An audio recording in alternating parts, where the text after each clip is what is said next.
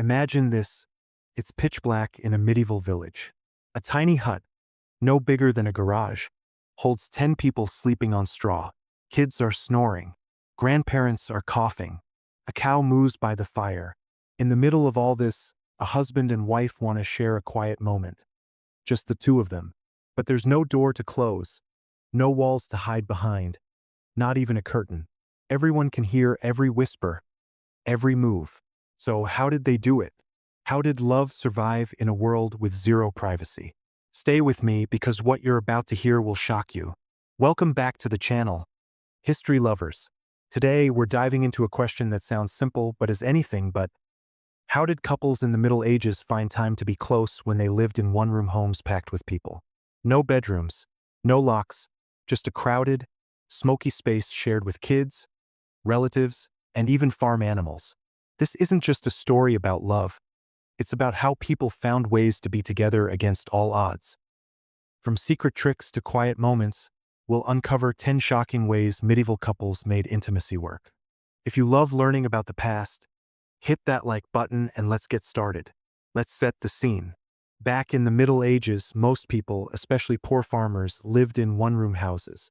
These weren't big or fancy. Think of a small shed made of wood, mud, or stone, with a fire pit in the middle and a hole in the roof for smoke. Inside, you'd find the whole family. Mom, dad, kids, maybe a grandma or an uncle, and sometimes animals like goats or chickens to keep them warm. There was no such thing as a private bedroom. Everyone slept in the same space, often on straw mats or a single big bed made of wood and wool. Records from the 1300s show that in England, most peasant homes had just one room. This wasn't a choice, it was all they could afford. By day, the room was for cooking, eating, and working. By night, it was for sleeping. Everyone shared blankets, and in winter, they huddled close to stay warm. Imagine trying to have a private moment with your spouse when your kids are curled up next to you, your cousin is snoring, and a sheep is chewing nearby. Privacy. That was a dream most people didn't even know existed. Being married didn't mean you got alone time. In fact, it often meant the opposite. Weddings were a big deal, but they weren't private. In some villages, neighbors or family would gather to bless the couple's first night together. They'd watch the couple go to bed to make sure the marriage was official. Talk about pressure. After the wedding, life didn't get any quieter. The couple still lived with everyone else in that one room. A story from 14th century Yorkshire tells of a couple who had to wait until everyone was asleep to be close. They didn't have a choice. There was no other space. Another record from a town called Essex mentions a servant hearing her boss and his wife whispering behind a thin cloth. Love wasn't something you could just do. You had to plan it, hide it, and hope no one woke up. The church had a lot to say about love back then. It said couples should be close, but only to have kids. If you were too romantic or enjoyed it too much, that was a sin. Priests would even ask couples in confession if they'd been too loving, or said flirty words when others could hear. Can you imagine? You're trying to have a quiet moment with your spouse, and you're worried the priest will scold you for it later. Church records from the 1200s show couples getting in trouble for being too loud or too open. One woman in a village was called out because her neighbor heard her laughing with her husband at night. The neighbor told the priest, and suddenly their private moment wasn't so private anymore. Love wasn't just about two people. It was about what the church and the village thought, too. Since there were no real walls, couples got creative. They used thick blankets or wool cloths to make fake walls. These weren't pretty curtains like today. They were heavy, patched-up fabrics hung over beams or tied to the ceiling. They didn't stop sound, but they blocked eyes. For a couple, that was a big deal. It meant they could change clothes or share a quiet moment without everyone staring. By the 1400s, some richer families listed bed curtains in their home records, right next to pots and tools. These curtains turned a bed into a tiny private world. If you were lucky, you had a bed with 4 posts and heavy drapes, like a little room inside the room. But most people just hung a blanket in a corner or pinned it up to hide. It wasn't perfect, but it was something. Couples had to be smart about when to be close. They waited for the right moment, like when the kids were asleep or when the neighbor left for the market. In winter, nights were long and dark, so the house got quiet earlier. That was their chance. They'd wait until the fire died down and the room was still. Silence was like gold, it meant no one was listening. Some couples used little signals to plan their moments. A shoe turned upside down by the bed, or a candle moved to a certain spot, could mean tonight's the night.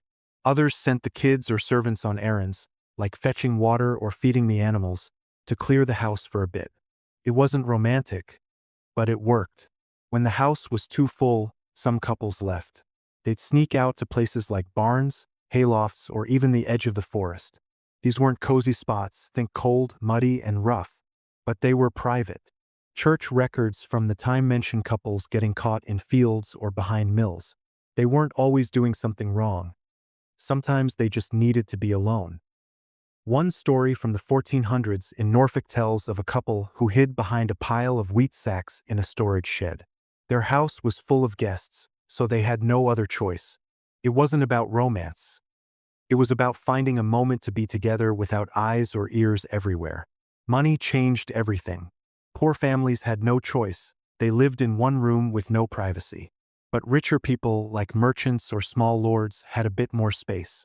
By the late Middle Ages, some homes had a small upstairs room just for sleeping. It was like a dream come true. A door, a lock, maybe even a fireplace. Records from Kent in the 1300s described these rooms with real beds, linen sheets, and curtains. Meanwhile, poor farmers were still sleeping by the fire with their kids and animals. Even in castles, though, privacy wasn't guaranteed. Walls were thin, and servants were always listening. Gossip spread fast, so even the rich had to be careful. Sometimes, couples didn't even stay in the house. They'd find quiet corners in the village, like behind a bakery or near a stable. These spots weren't safe, though. Village guards patrolled at night, and if they caught you, you could get fined or worse. One record talks about a couple getting in trouble for meeting under a tree. They weren't breaking any big rules, they were married, but the village didn't like it. Still, people kept doing it. When your home was too crowded, you took what you could get. A quick moment in the hay or a stolen kiss by the river was worth the risk. Love wasn't just about hiding from people, it was about hiding from judgment. The church, the neighbors, even the law were watching. If you were too loud or too open, someone might tell. A record from 1442 in Norwich mentions a neighbor who heard a couple talking after dark. She told the court, and the couple got a warning. Homes weren't built for secrets. Floors creaked, blankets didn't block sound, and people loved to gossip. Every move you made was a little act of bravery. You weren't just loving your spouse, you were fighting against a world that didn't want you to have that moment. In the end, the dark was the best friend couples had. When the fire went out and everyone fell asleep, the world got quiet. That's when love happened. A hand reaching out, a whisper so soft it barely made a sound. These weren't big, romantic gestures. They were small, gentle moments that meant everything. One story sticks with me. A husband kissing his wife's hand as frost covered the window. Another couple holding each other under a blanket, just to feel close. These moments weren't loud or fancy, but they were enough. In a world with no privacy, love found a way to survive in the quiet. So, how did medieval couples find intimacy in one-room homes? They didn't wait for the perfect moment. They made it. They used blankets, whispers, and stolen glances to create their own little world. They loved each other not because it was easy, but because it was worth it. Think about that next time you close your bedroom door or turn down the lights. Those couples had none of that, and they still found a way. Their love was quiet, stubborn, and stronger than the cold, the noise, or the crowd around them.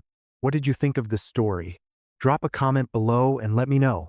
If you want more tales from the past, hit subscribe and ring that bell.